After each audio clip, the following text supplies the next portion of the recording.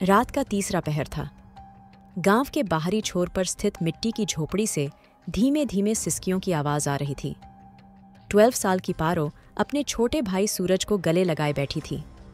माँ का देहांत हो चुका था और पिता शराब की लत में डूबे हुए थे। लेकिन उस रात कुछ अलग था। पारो की आंखों में आंसू और डर के साथ साथ एक अजीब चमक भी थी। सूरज ने पूछा, दीदी, क्या हम कल भी भूखे रहेंगे? पारो ने कसम खाई, नहीं सूरज, अब हम एक नई शुरुआत करेंगे।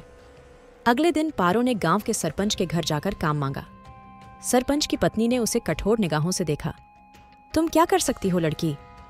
पारो ने सिर झुकाकर कहा, जो भी आप कहेंगी मैं कर लूंगी, बस मेरे भाई को पढ़ने का मौका दीजिए। सरपंच की पत्नी मान गई, लेकिन कहानी यहीं खत्म नहीं हुई। काम करते हुए पारो को सरपंच के घर के तहखाने से अजीब सी आवाजें सुनाई देने लगीं। जब उसने पहली बार सुना तो सोचा कि ये उसकी कल्पना है, लेकिन दूसरी रात वही आवाजें फिर से आईं। उसने सूरज से कहा, सूरज, मुझे लगता है कि सरपंच के घर में कोई राज छुपा है।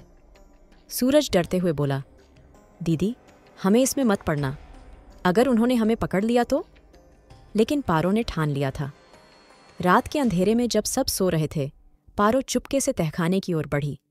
उसने दरवाजे के पास कान लगाए, लेकिन अंदर से कोई आवाज नहीं आई।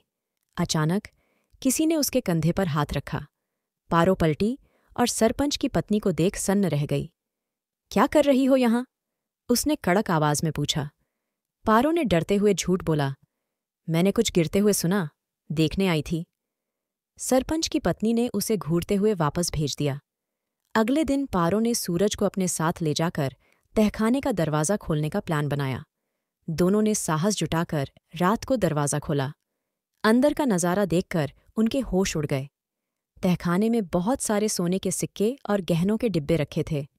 सूरज ने पूछा, दीदी, ये सब यहाँ कैसे आया? पारो ने कहा, यह चोरी का माल लगता है, हमें इसे सरपंच के खिलाफ सबूत के रूप में इस्तेमाल करना होगा।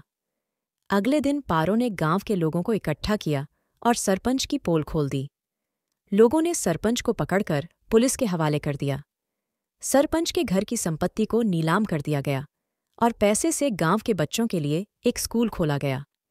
पारो ने एक नई मिसाल कायम की। वह साबित कर चुकी थी कि हिम्मत और मेहनत से इंसान अपनी किस्मत बदल सकता है। सपनों का सौदागर एक ऐसी कहानी बन गई जिसने हर किसी के दिल को छू लिया।